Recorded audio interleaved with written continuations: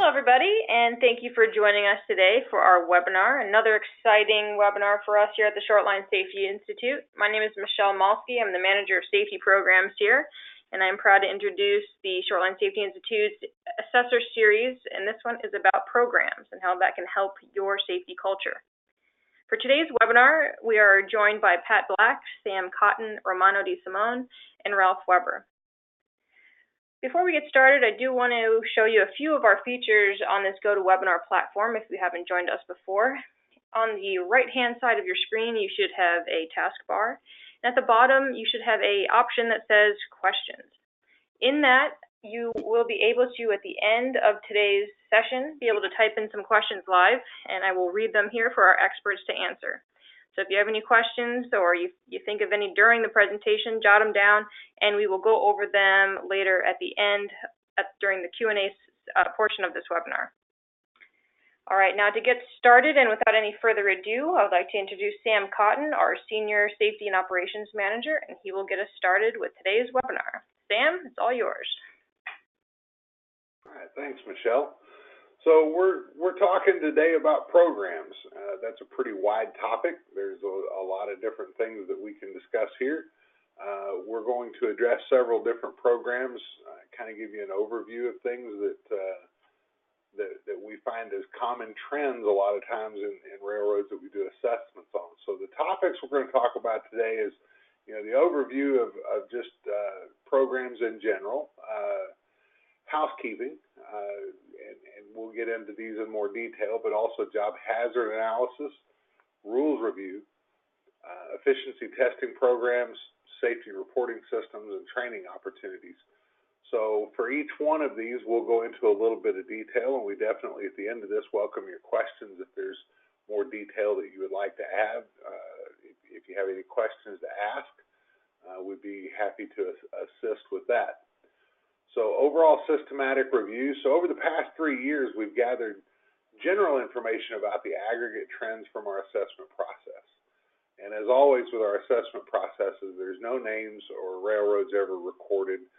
When we do an assessment, we actually use a code name for the railroad, and we never reference a railroad by name. And we've started putting aggregate trends together to identify the things that we can talk about on these webinars, as well as helping to develop additional training. During our process, confidentiality is key. And when we say confidentiality, we're saying the confidentiality of the railroad. We never reveal that information, as said earlier, but also even the people we talk to at the railroad. When we do interviews, we do any kind of interaction on the railroad. It's very confidential. We don't, we never reveal who we talk to or what we talk about. Those are all closed door sessions, and it's just between that individual and the assessors that are in the room. That's it. So we're going to review some helpful and in-depth resources you can use at your railroad to help fill these opportunities with ideas to enhance your railroad's communication practices, because at the end of the day, a lot of these programs tie into communication as well, which is probably the biggest thing that we see on railroads as a need is for increased or improved communications. So safety programs that can further management's commitment to safety. So management's active participation in these programs is also beneficial, as they can help to ensure the spread of specific safety messages company-wide and can ensure that any feedback, discussions, or concerns are handled promptly. So management's active involvement in these programs is critical. The more the management team and the senior leadership team are involved in these types of programs, the more it demonstrates to the employees management's commitment to safety. Implementing and consistently utilizing safety programs that focus on the actions of employees putting safety at the forefront could lead to sustainable safety practices and behavior. So these are the programs we're talking about. This is why. It's the consistently utilizing safety programs. And it helps to create a sharper focus in your workforce, and it helps to focus on the action of the employees that prevents them from straying off course, if you will. The programs are designed to keep your employees focused on safety and keep it at the forefront of their minds all the time. And safety programs can have a positive impact throughout a railroad by opening communication across all departments. The more you communicate, the more transparent things are, the better your employees understand it, and the more commitment and buy-in you get from your employees with these type programs. So everything we do in safety culture assessments is based around the 10 core elements of a strong safety culture. We have all 10 core elements listed here. You may have seen these before, but we're specifically focusing on the two that are highlighted here. Reporting systems and accountability are clearly defined. That's where a lot of your programs fit under the 10 core elements. And the other one would be training and resources are available to support safety. So when we talk about programs, we also talk about training. The program itself could be designed to assist in training, or it could be that the development of the programs requires training for people to be able to utilize the program. So training and resources are always a top concern for us when we visit a property. So those are the two we're focusing on, and next we'll kind of get into a little bit of the definition of those two. So reporting systems and accountability. Organizations must ensure that reporting systems and lines of accountability are in place so that safety issues can promptly be identified, fully evaluated, and promptly addressed and corrected commensurate with their significance. So this is just ensuring that you have reporting systems. It's a way for your employees to report concerns, have them addressed, and more importantly, keeping the transparency in that open. You want the employees to know that if they report something, that the company takes it serious, that the railroad views that as a priority. And transparency there is critical, and we'll get into that a little bit more when we get into some of the programs that we're talking about.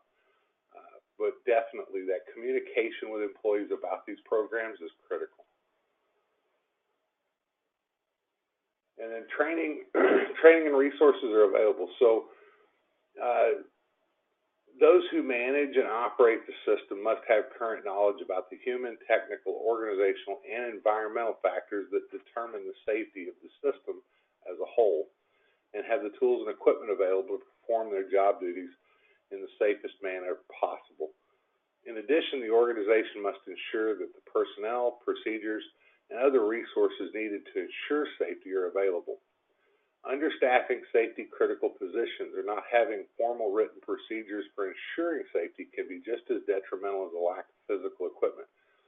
So there again, we're back talking about programs to some degree. The written procedures for ensuring safety can be just as detrimental as a lack of physical equipment. So, you know, when you stop and think about it, if an organization is understaffed, that can create a safety concern, and that's a resource that needs to be addressed.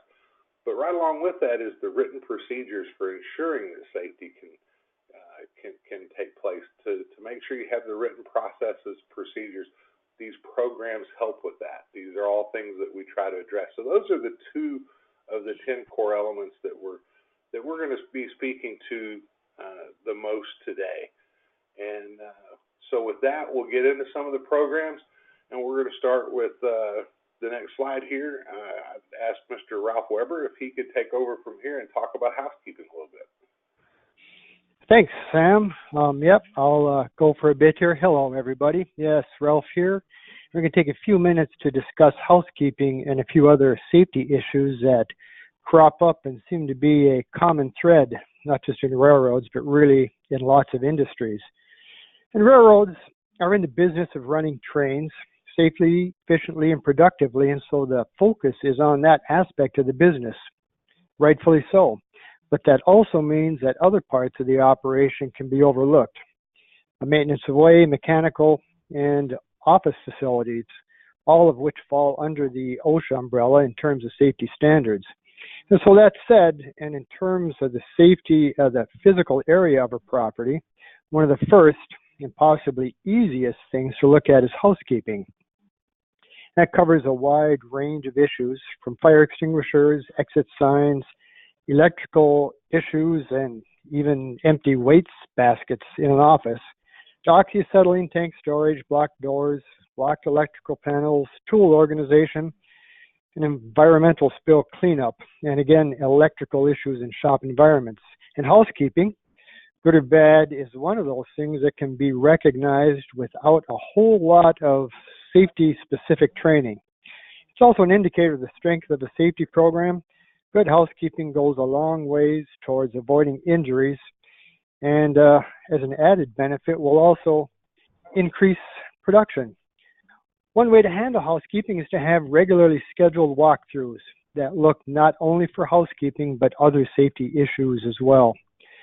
These are typically scheduled on a monthly basis and are often assigned to a safety committee for the organizations that have one. And if not, someone could be selected as appropriate. As far as what to look for, I'm going to say it doesn't take a whole lot of training to recognize basic housekeeping safety issues. And in a moment, I'm going to run through a few slides of photos of what I call what's wrong with this picture. And I'd be very surprised if people participating in this webinar don't spot the safety issues. And of course, there's checklists galore available to use as a reference for these types of walkthroughs. Another way to give a safety program a boost is to have job hazard analysis in place for the tasks that take place on a property. These JHAs take a job, break it down into each step in the task to identify any hazards in the step and how to address the hazards. I got a sample blank document of a JHA to show, and that'll crop up in a few slides from now. As far as emergency plans, we're not talking about a 15-page document. This is one of those things where simpler is better. Simply put, it's a what you do and where do you go when things go wrong. Included within that is assuring that all exits are marked and lit as appropriate, particularly this time of year when it seems like it's dark out more than it's light out.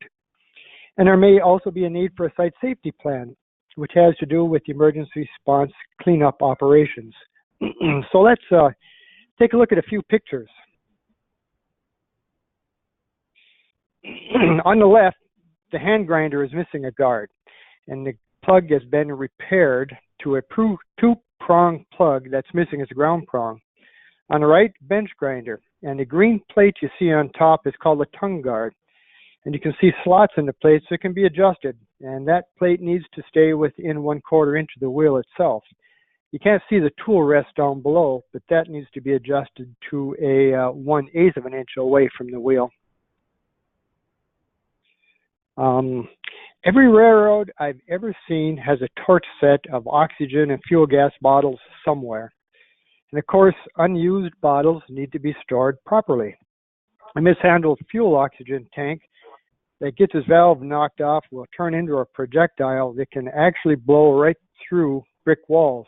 And so these bottles need to be handled properly and securely at all times, whether empty or full, and must be kept separate from fuel gas tanks by 20 feet or a steel barrier. And here you can see pictures of tanks that aren't secured or separated for that matter.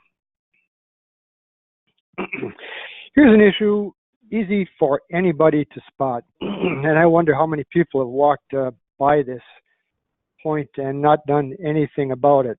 But if there was a fire extinguisher there, it needs to be inspected monthly and documented, and you can see a card on the slide that shows a look at. And that's nothing too more intense other than checking the gauges to make sure they're in the green, making sure the fire extinguisher isn't blocked in, and it looks like it's a usable piece of fire extinguisher. Then on an annual basis, it needs a much more intense inspection as well.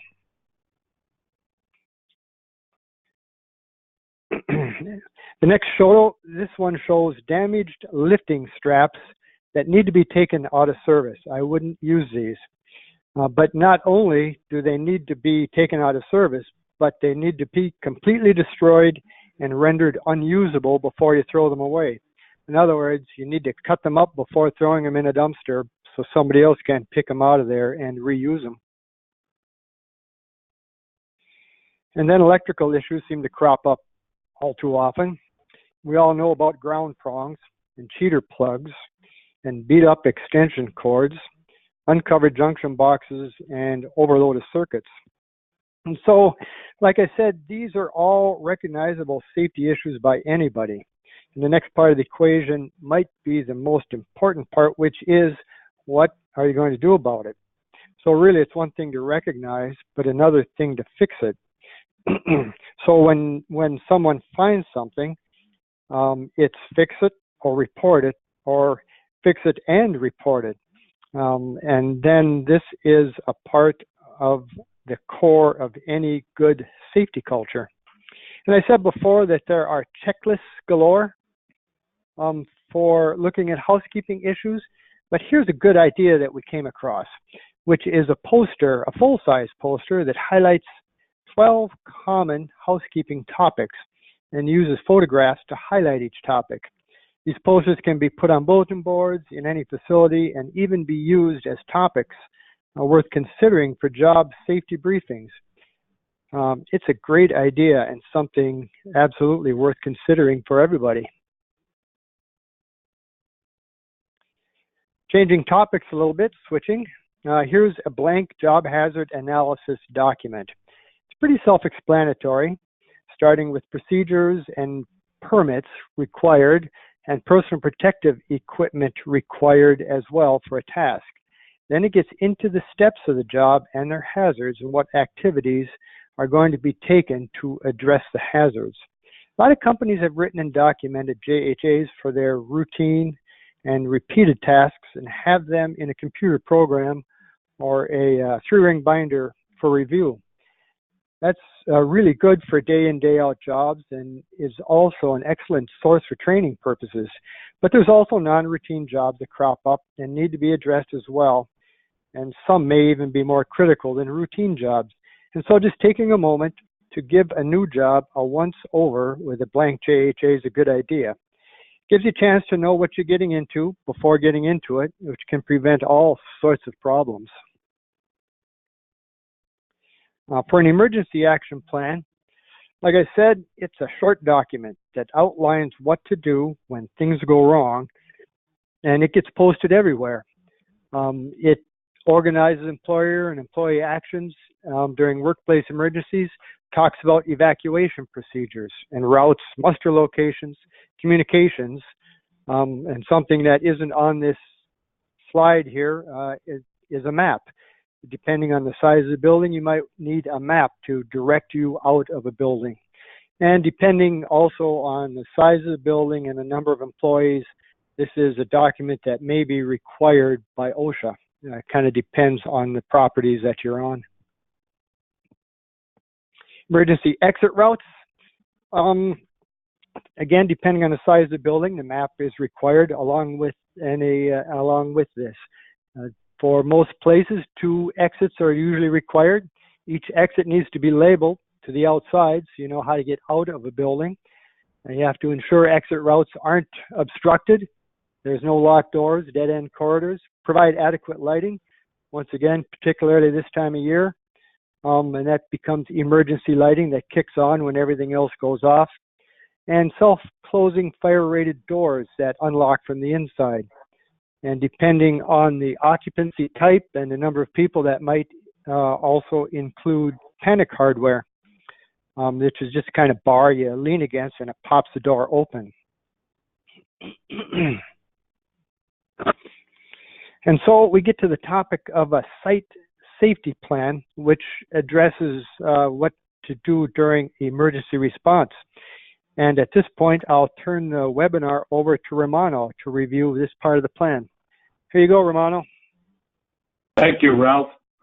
As Ralph stated, during an emergency response, especially related to the transportation or storage of hazardous materials, you are regulated and should have a response plan. The plan needs to be a written plan.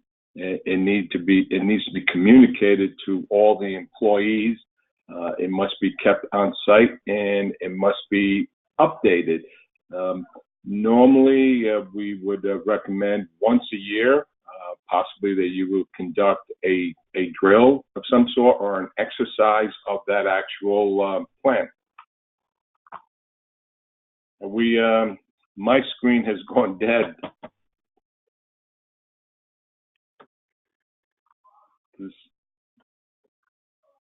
Michelle, are we having a technical difficulty? Nope. So we can keep going forward here. With the site safety plan, I just need to refresh your screen real quick. With the site safety plan, as Romana was mentioning before, if you have any questions about this, we can certainly answer any of your questions at the end of the presentation here. But the slide that is shown right here kind of captures the basics of it. But should you have some further questions, we'll be happy to answer that at the end. Thank you, Michelle. It was an error on my point. I do have a screen again.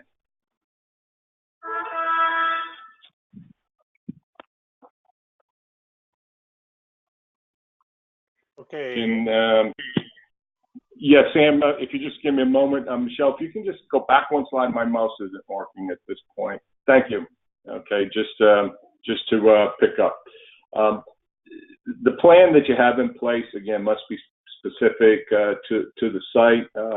It has to state procedures for all of your employees, and as I mentioned, it should be practiced at least once a year. Also, it must cover contractors on site. Many of the railroad properties may have someone working on that site throughout the year for short periods of time. It's your responsibility to communicate that plan to those contractors who may be working there, and so that they fully understand what they need to do in the event of an emergency. The job safety briefings are the best way to communicate some of these, especially when there are changes throughout the day for the planned work that you would set out to do in the morning. Again, a safety officer is the lead person that's normally appointed during this crisis, and it applies to both large incidents, small incidents, small fuel spill-ups that occur at the fuel loading pad, to warehouses that actually have storage of chemicals, all the way to what you're transporting in a tank car or in a box car or in a gondola car, which is a material regulated by the Department of Transportation. These site safety and health plans are required, and I would recommend that you have one in place. Thank you, and Sam, I believe you're next. Actually, it'll be Mr. Pat Black. And here I am. Let's see, there we go. This is Pat Black, and I'm going to talk about reviewing the rules. So when we do our assessments, one of the biggest requests that we get from employees is they'd like to see more review rules. And what we have for regulations is every 3 years is the only time that it's required, and they would like to have refresher courses throughout the year.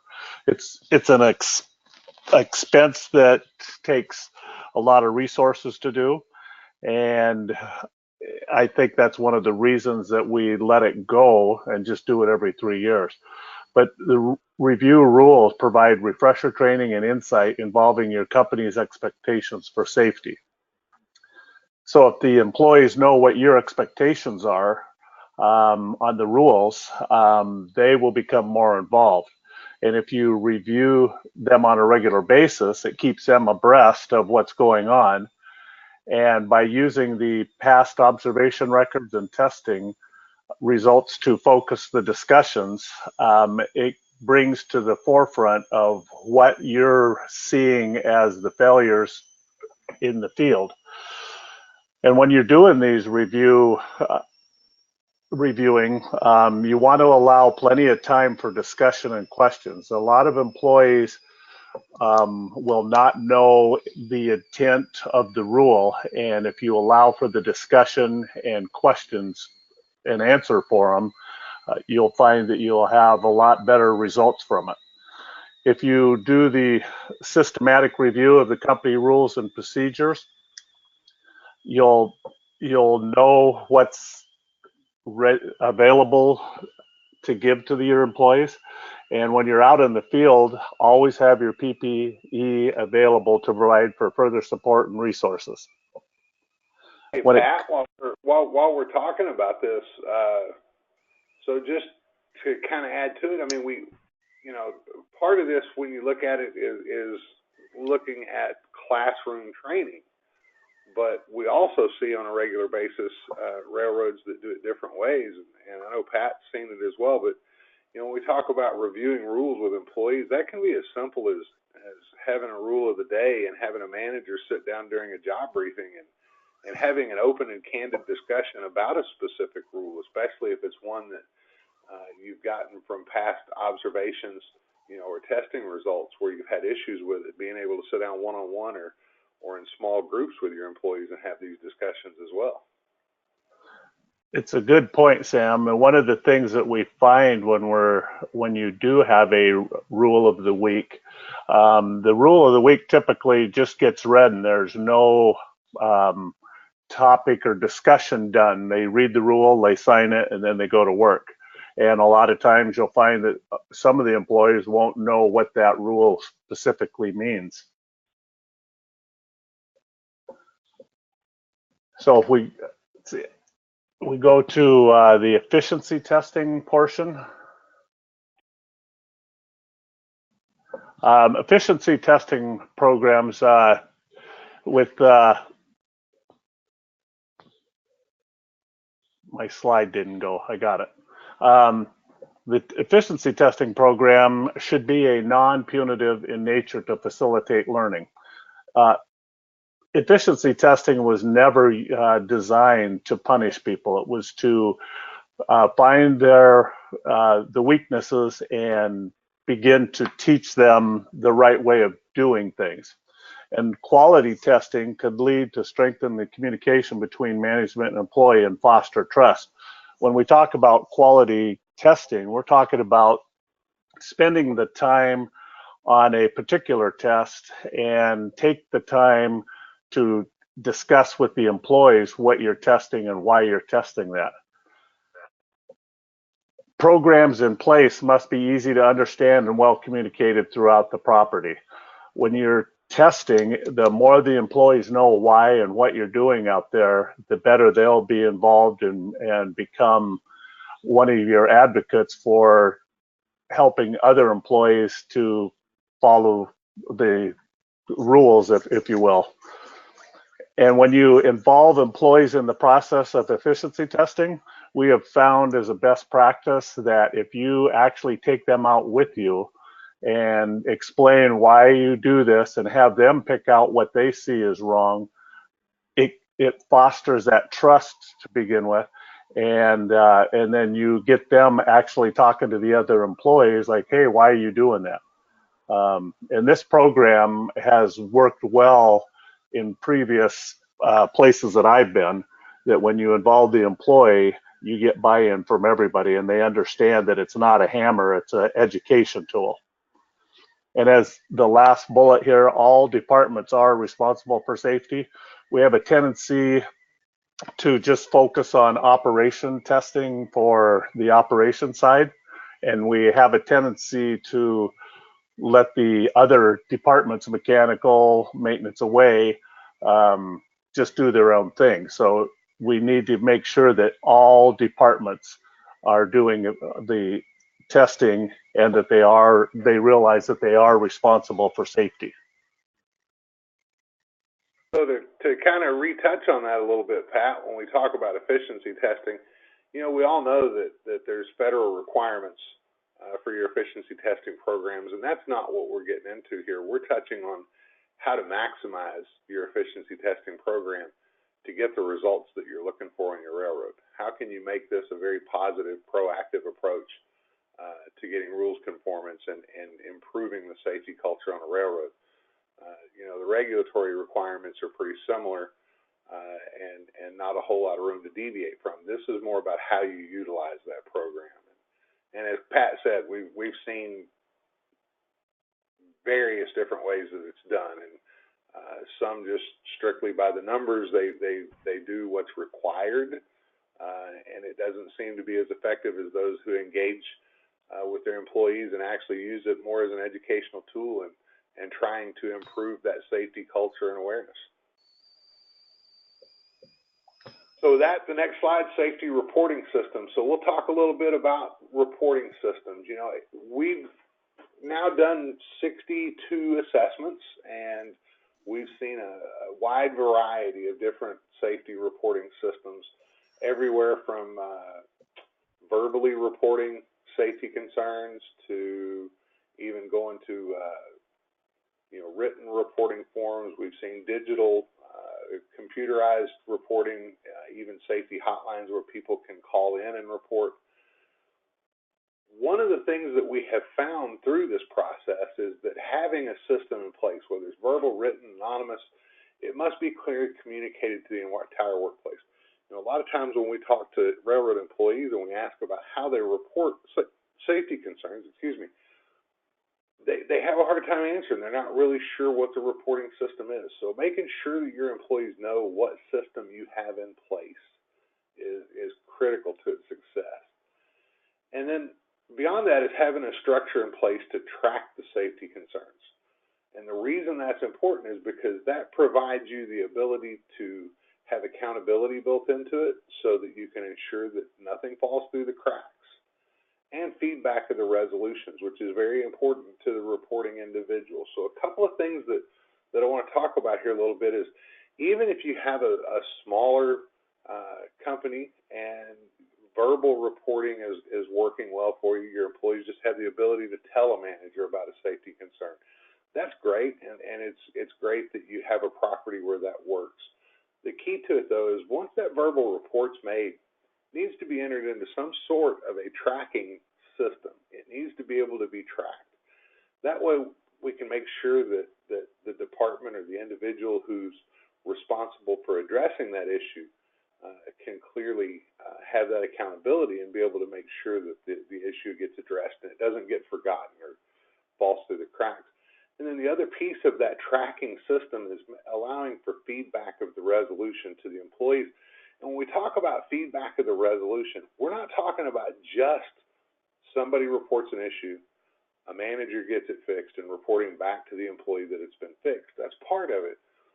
But what about whenever an employee reports something that can't be immediately fixed?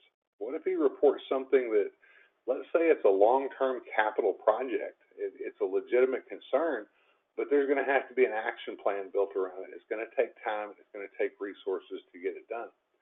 Being able to give the employee feedback on where that's at in the process so that they understand it didn't get overlooked, it hasn't been forgotten, you're taking action, but it's going to take time. Because so often an employee reports something that takes a longer amount of time to address, and in their mind, nothing's being done with it. So having this type of a tracking system and reporting system is critical.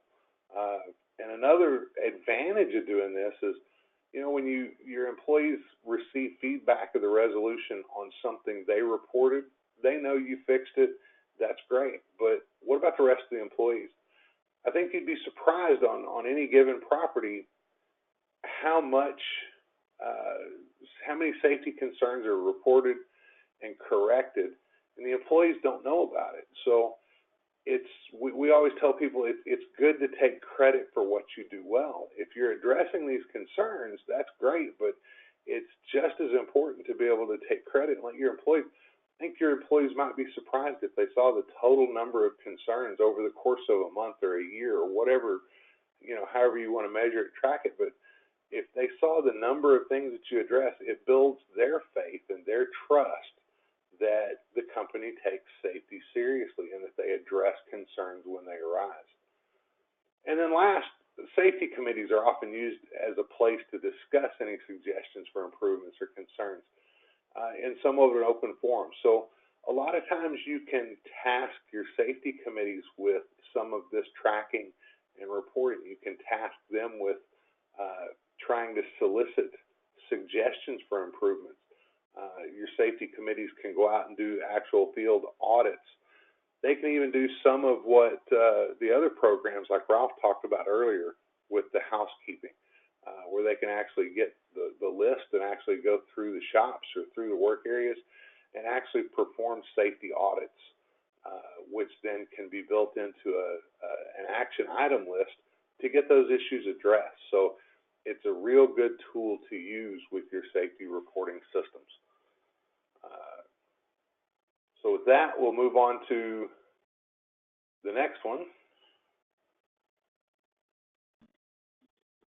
There we go. Mr. Black, I'll allow you to talk a little bit about training opportunities here. Okay, training opportunities. It kind of recaps everything that we've talked about so far today. What are your company policies for training? You review those. The federally required obligations, we know that you got to have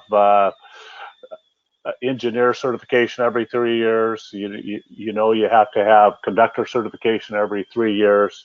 Know what your requirements are and fulfill those. We got Maintenance Away has annual training, and then the refresher training of the safety rules.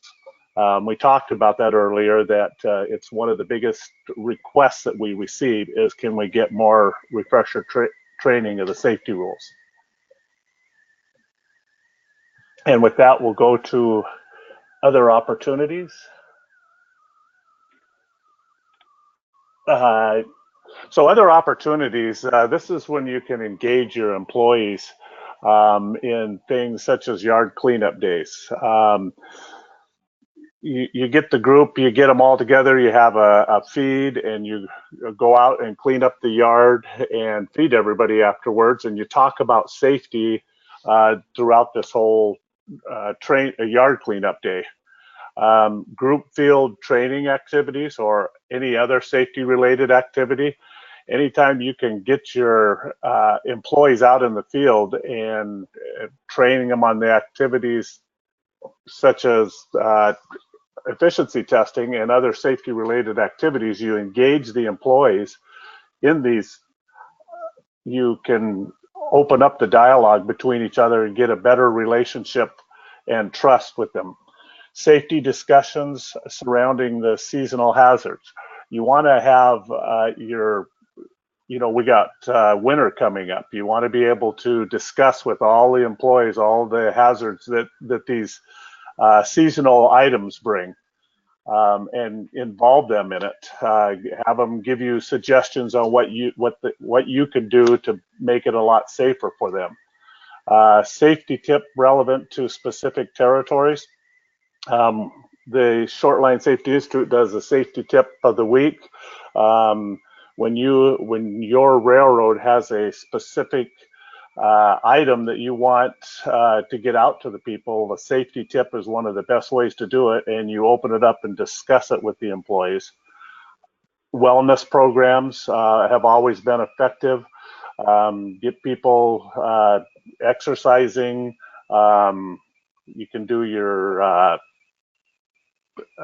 I'm lost on this right now.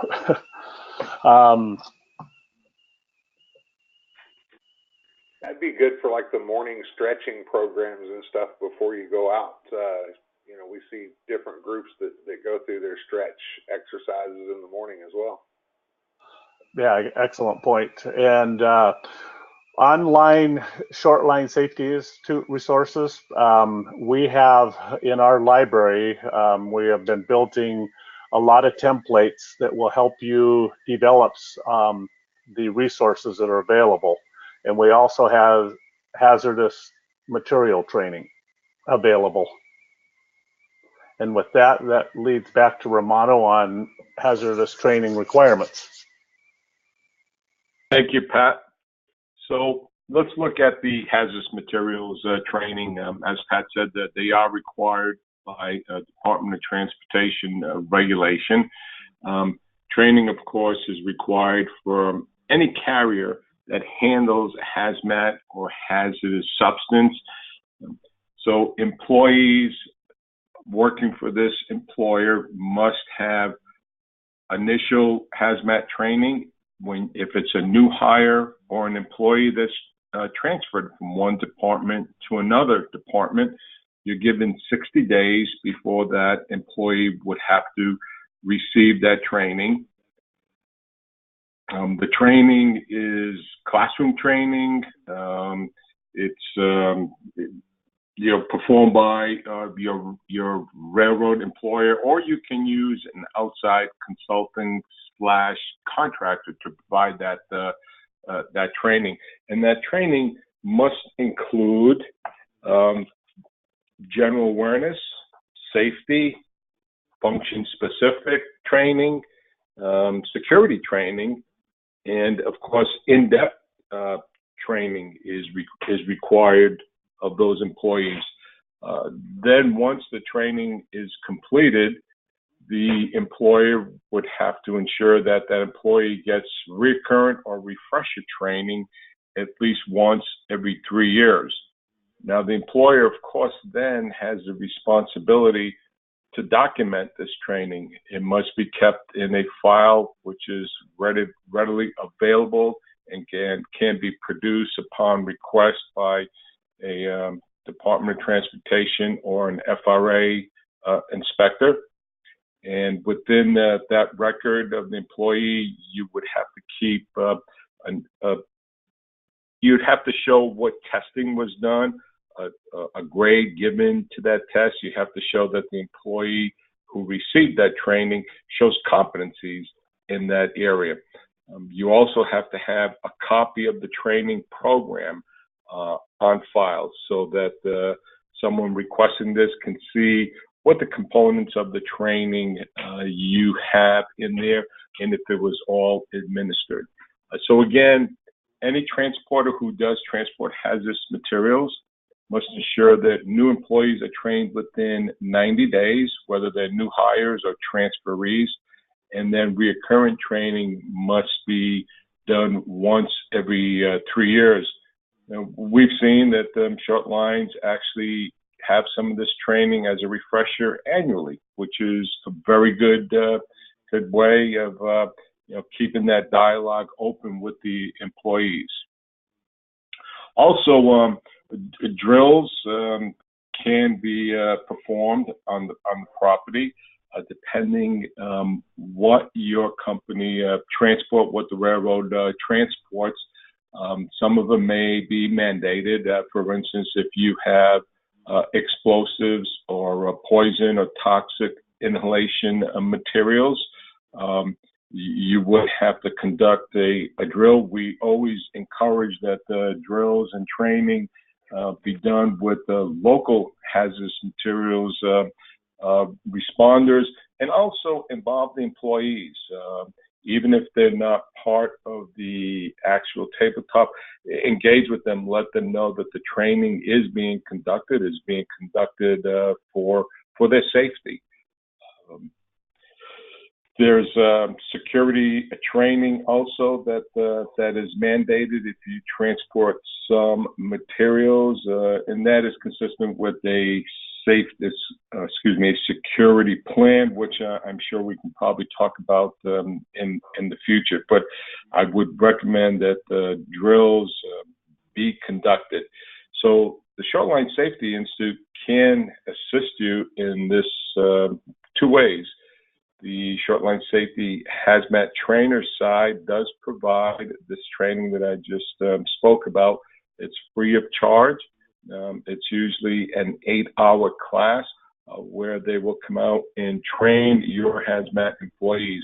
And also looking forward to 2019, they will be offering some tabletop exercises and drills.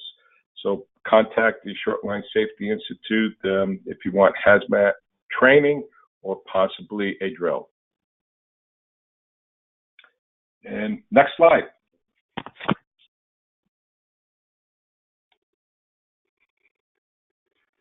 All right, thank you, Romano. Thank you to all of our panelists today as well.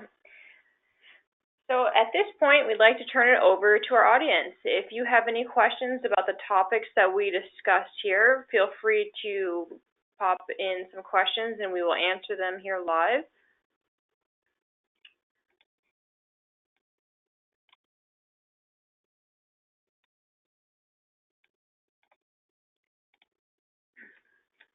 So one of the questions that we do have here, are security plans required for all railroads? Well, thank you, Michelle. This is Romano. I'll address that. A security plan is required if you transport certain hazardous materials. The most common ones are compressed flammable gases, like, for instance, propane. Very commonly transported, and many of the short lines that we've seen do transport that. Also, something like a toxic gas, like anhydrous ammonia.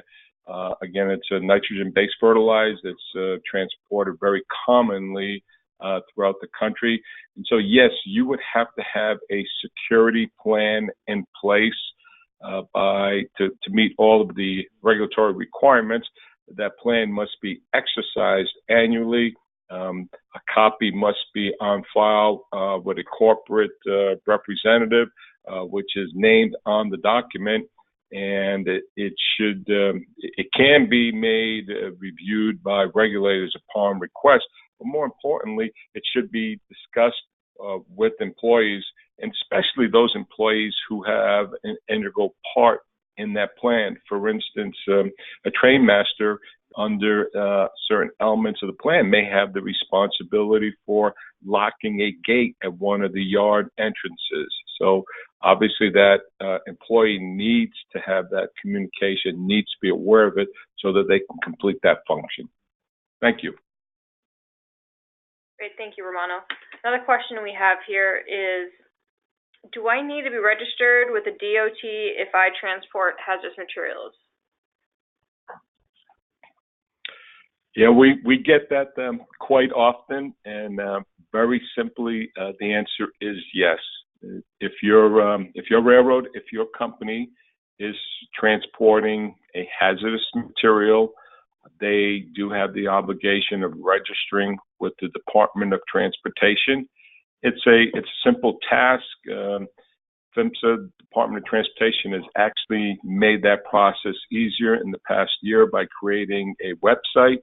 You can go to the website. You can do this task annually, or I would recommend once every 3 years. In fact, there is a fee for registering your company.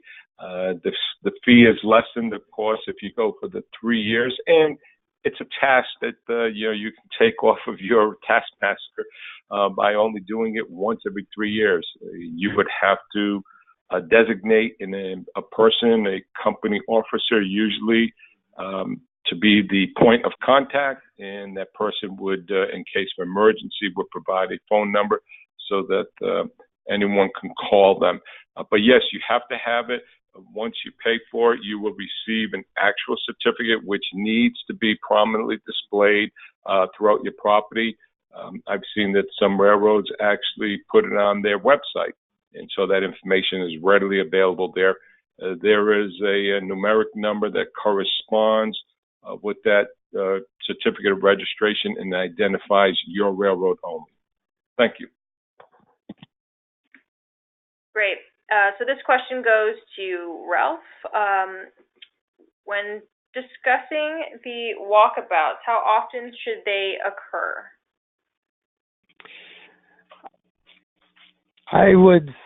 My preference is to have walkabouts once a month. I wouldn't mind having them more often. Certainly not longer than monthly, but once a month would be a good number. Okay. Thank you. Thanks for the input. Alrighty, with no further questions at this time, I would like to put our last screen up here. Oh, not that one. So if you do have any questions, or if you have any thoughts that you would like to share with us, please feel free to contact any of our experts that joined us here today. I'd like to give a special thank you to all of our panelists for spending an hour with us today and prepping for this webinar. It's certainly been a great use of time, and thank you for sharing your expertise and knowledge with us. And thank you very much for those that have joined us today right before this holiday. We do wish you safe travels this week and for the rest of the year and beyond. If you do have any questions about the hazmat training that Romana was talking about before, please feel free to email me as well. If you have some ideas or thoughts for the next webinar as well, please feel free to email me as well, and we can get your ideas up here and see what we can do to create some new webinars for 2019. The last thing I will say is in December, to close out our Assessor series, we are going to be talking about trust and empowerment. So if those are two topics that you would like to also hear from us, we would love to have you, and feel free to ask your questions at the end again. That will be on December 18th. So we're excited for that, and thank you again. Have a safe holiday, and make it a safe year. Thanks, everybody.